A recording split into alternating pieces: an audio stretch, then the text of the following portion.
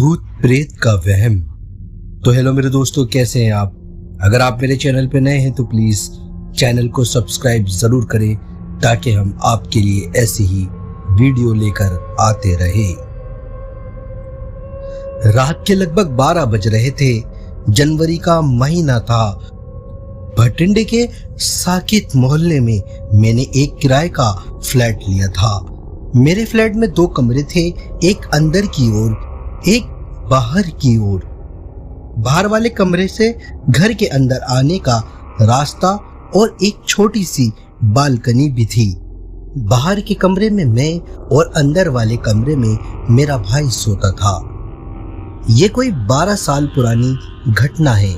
उस साल भटिंडा में कड़ाके की ठंड थी।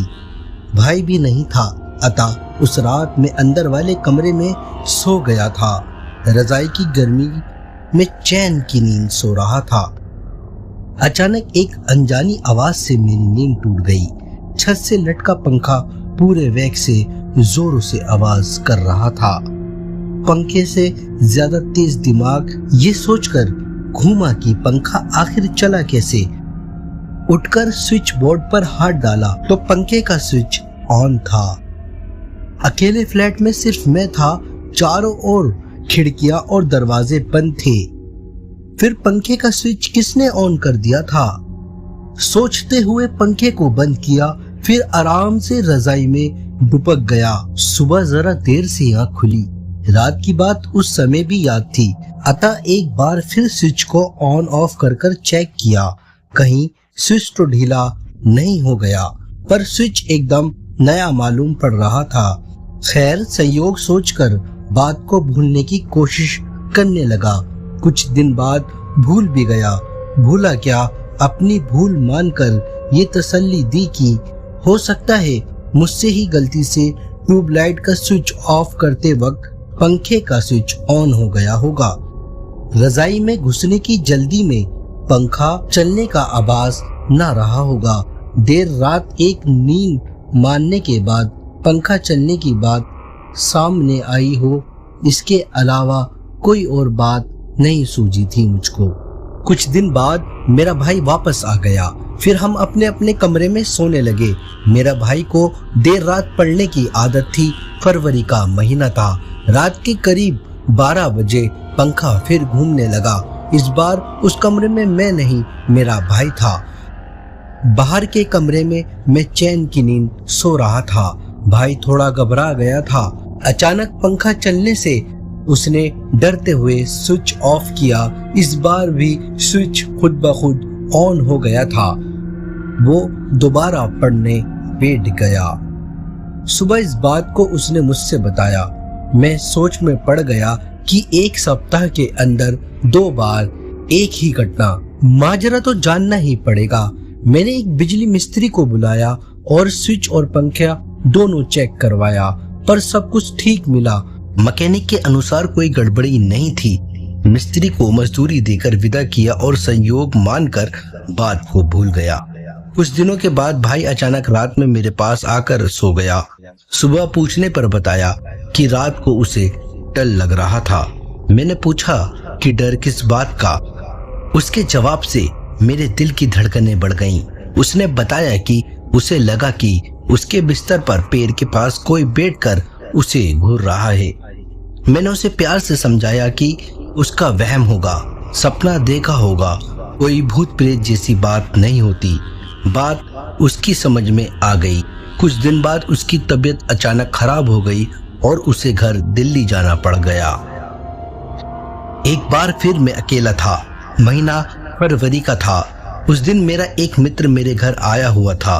रात काफी देर तक बात करने के बाद हमने सोने का मूड बनाया और मित्र को मैंने अंदर वाले कमरे में सोने को भेज दिया और खुद बाहर वाले कमरे में सो गया। आधी रात को अचानक वो भी घबरा कर मेरे पास आकर सो गया। सुबह उसने भी वही कहा जो मेरे भाई ने बताया था। मेरे मित्र को भी बिस्तर पर किसी के होने का एहसास हुआ था। इस बार बात सोचने वाली थी। संयोग एक बार हो सकता है, पर बार बार नहीं।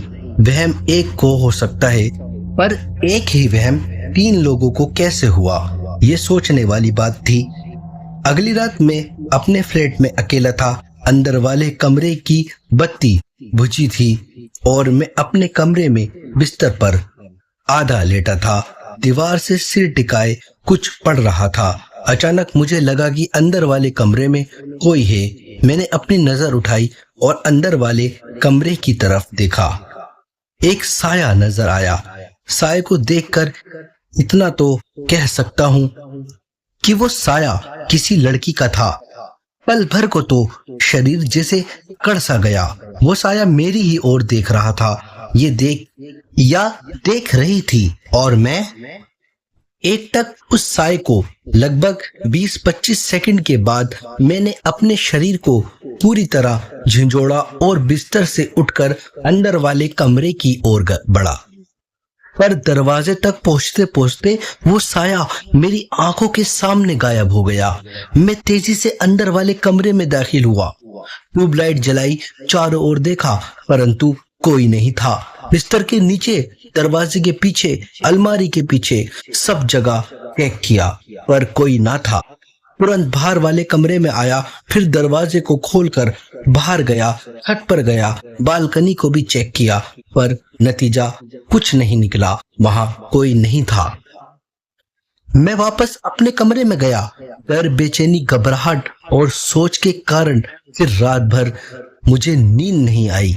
अगले दिन मैं करीब रात के 10 बजे ऑफिस से घर वापस आ रहा था। अपने घर की गली में पहुंचकर बस यही अपने फ्लैट की ओर नीचे से ये जानने के लिए खाना बनाने वाली आई है या नहीं देखने लगा। अगर वो आई है तो मैं कमरे की बत्ती जली रहती है। उस समय अपनी अंधेरी बालकनी में मैंने साफ साफ किसी लड़की को खड़े देखा। सामने वाले घर में इतनी रोशनी तो आ ही रही थी कि मैं अपनी बालकनी में खड़ी किसी लड़की को देख सकूं। मैं भागता हुआ अपने फ्लैट के तक पहुंचा, ताला खोला और अंदर दाखिल हुआ। सबसे पहले कमरे की बत्ती जलाई, फिर बालकनी की ओर भागा, पर वहां कोई नहीं मिला।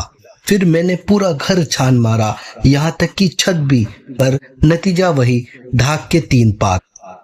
मेरे घर की बालकनी के सामने वाले घर की छत है, जिस पर उस वक्त एक आंटी खड़ी थी। मैंने आंटी से पूछा, क्या उन्होंने मेरी बालकनी में किसी को खड़े देखा है अभी अभी? पर जवाब में मुझे मायूसी ही मिली। उन्होंने बताया कि वो वहां पर लगभग 1 घंटे से खड़ी हैं। उन्होंने मेरी बालकनी में किसी को भी खड़े नहीं देखा। हाँ दीप, काम वाली आधे घंटे पहले तक थी। मेरे लिए ये घटना डर, बेचैनी पैदा करने वाली है और सोचने पर मजबूर करने वाली थी। मैं भूत प्रेत तथा आत्माओं पर बिल्कुल विश्वास नहीं करता था। बीएससी करने के बाद एमबीए और फिर तुरंत नौकरी पा जाने के बाद मैं एक मल्टीनेशनल कंपनी में मनचाही सैलरी पर पसंदीदा जॉब पर पहुंच गया था। जॉब इतनी अच्छी थी कि अपने पुराने घर को छोड़ जो दिल्ली में था, मैं भटिंडा आ गया था। रहने के लिए 2 कमरों का वेल फर्निश्ड फ्लैट किराए पर मिल गया था। उस फ्लैट के मालिक मेरे पापा के बहुत अच्छे दोस्त थे। मेरे पापा और उनके दोस्त एक ही जगह गवर्नमेंट सर्वेंट थे। रिटायरमेंट के बाद मेरे पापा के दोस्त ने प्रॉपर्टी डीलिंग का भटिंडा में काम करना शुरू कर दिया था और मुझे उन्हीं के जरिए ये फ्लैट मिला था। मैंने आओ देखा न ताओ रात को फ्लैट बंद कर सीधा घबरा कर उनके घर पहुंच गया। मैंने उनकी कोठी की बेल बजाई और ये सोचने लगा कि इतनी रात को कहीं मैं उन्हें परेशान तो नहीं कर रहा। अब उनका कोई नौकर आए और मुझे झिड़क के वहां से भगा दे। लेकिन संजोगवश उनका कोई नौकर मुझे पिक करने नहीं आया। दरवाजा खुद खन्ना अंकल ने ही खोला था। दरवाजा खोलते ही उन्होंने मेरी बदहवासी वाली हालत को देखा और कहा, आओ अजय, अंदर आ जाओ। कैसे आना हुआ? मैं मुड़ा और मुझे ड्राइंग रूम में बुला लिया। मैं बगैर भूमिगत बांधे साय वाली बात बतानी शुरू ही की थी कि वो चिंतित स्वर से बोले, अरे तुम्हारे साथ भी। उनके चौंकने का अंदाज और वाकया ही इस बात का आभास करने के लिए काफी था कि पहले भी किसी के साथ ऐसी घटना घट चुकी है। मुझे अपनी सारी बात बताने की जल्दी थी, अतः विराम किए बगैर मैंने आप पंखा चल जाने वाली लेकर साई के दिखने तक की पूरी घटना बता दी। मेरी पूरी बात सुनकर खन्ना अंकल ने गंभीर से और चिंतित स्वर से कहा, ठीक है, ऐसी ही बात पिछले किराएदार ने भी बताई थी और वो रहने को तैयार न था। तब मैंने समझा कि उसे कोई बेहतर जगह मिल गई होगी और वो फ्लैट छोड़ने हेतु एडवांस रकम वापस लेने के बहाने कर रहा है। मैंने उसकी एडवांस मनी 1 माह का किराया काट कर लौटा दी थी। उसके जाने के बाद कई महीनों तक ये फ्लैट खाली पड़ा रहा। तुम आए तो बगैर इस बात पर ध्यान दिए पहले वाले किराएदार क्यों चले गए थे। मैंने तुम्हारी व्यवस्था उसी खाली फ्लैट में कर दी थी। खैर फिक्र ना करो, रामनगर कॉलोनी में एक फ्लैट 1 सप्ताह पहले ही खाली हुआ है। वो स्थान तुम्हारे ऑफिस से करीब भी पड़ेगा। तुम कल वहां अपना सामान शिफ्ट कर देना। इससे पहले कि मैं पूछता कि आज का क्या होगा अंकल, उन्होंने स्वयं ही कहा कि आज तुम मेरे यहाँ ही रुककर गेस्ट रूम में सो जाना। मैं तुम्हारे खाने पीने का भी इंतजाम करता हूँ। ये कहकर उठकर वो जल्दी से अंदरूनी हिस्से की ओर बढ़ गए। खन्ना अंकल क्योंकि पिताजी के अच्छे दोस्त थे, उन्होंने मकान और किराएदार वाले रिश्ता नहीं, दोस्त के बेटे वाला रिश्ता निभाया।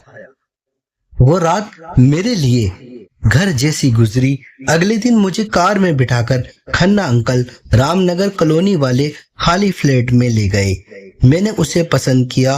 वो इलाका साकेत कॉलोनी के अपेक्ष खासा गुलजार था। मुझे जगह खूब पसंद आई। वहीं से खन्ना अंकल ने मुझे मेरे ऑफिस जाने का कार्यक्रम भी बना दिया। नौकर और छोटा हाथी साकेत वाले फ्लैट में भेजकर मेरा सामान वहां से मंगवाने की व्यवस्था भी कर दी। प्रोग्राम दिया कि ऑफिस से शाम को सीधा रामनगर वाले फ्लैट पर ही आ जाऊं। मैं ऑफिस से छूटने के बाद शाम को रामनगर वाले फ्लैट पर आ गया। खन्ना अंकल वहीं थे। मेरा सामान फ्लैट पर किराने में सजा था। मेरा आभार भरी नजरों से खन्ना अंकल को तका। उन्होंने मेरा भाव पढ़ लिया। अब वो संतुष्ट हुए। आपका हृदय से आभारी हूँ। तुम मुझे अंकल भी कहते हो अजय, और आभारी होने की बात भी कहते हो। अरे बेटा, ये औपचारिकता नहीं। आप कहते हो तो औपचारिकता भरे शब्द वापस लेता हूँ। मैं मुस्कुरा कर कहा। वो भी मुस्कुरा दिए। मैं अब तनावपूर्ण वातावरण से मुक्त था। मैंने जरा संकोच के साथ पूछा, अंकल, मेरे कहने मात्र से पहले साकेत वाले फ्लैट को आत्मग्रस्त होने की बात आसानी से स्वीकार क्यों कर ली? उन्होंने कहा, आसानी से नहीं, बल्कि पूर्व किराएदार का कथन भी तुम्हारे कथन के साथ शामिल था।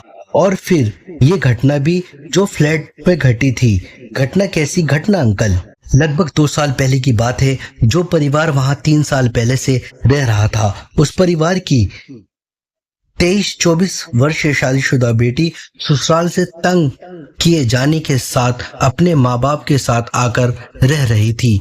वो जबरदस्त डिप्रेशन में थी। अचानक एक रात उसने सुसाइड नोट लिखकर अपने ससुरालियों के अपेक्षा करते हुए अंदरूनी कमरे के पंखे से फंदा लगाकर झूल गई।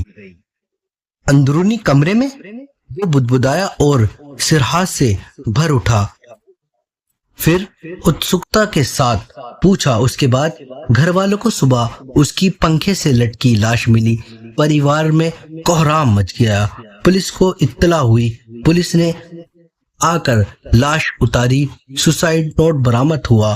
ससुरालियों पर मुकदमा दर्ज हुआ पर चूंकि लड़की ने अपने माँ बाप के घर आत्महत्या की थी, इसलिए ससुरालियों द्वार जल्द पुलिस से मिल मिलाकर अच्छे वकील करके केस रफा दफा कर लिया गया।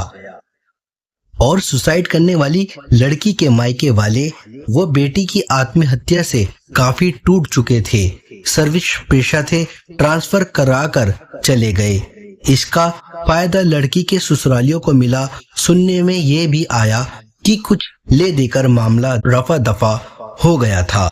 तो क्या ये सच है कि आत्महत्या करने वाली युवती की आत्मा वहां भटकती है? मैंने उत्सुकता से साथ पूछा। घटना की कड़ियां तो यही कहती हैं, पर इस बात को विवेक स्वीकारता नहीं। अब इसे जिस रूप में तुम मानो वही सही है। मेरे पास खन्ना अंकल के कथा का कोई भी उत्तर न था।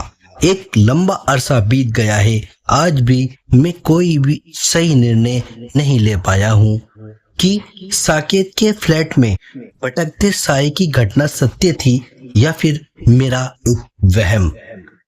अगर आपको हमारी वीडियो पसंद आए तो प्लीज वीडियो को शेयर जरूर करें और चैनल को सब्सक्राइब, वीडियो को लाइक जरूर करें ताकि हम मोटिवेट हो सके आपके लिए ऐसी ही स्टोरी लाने के लिए।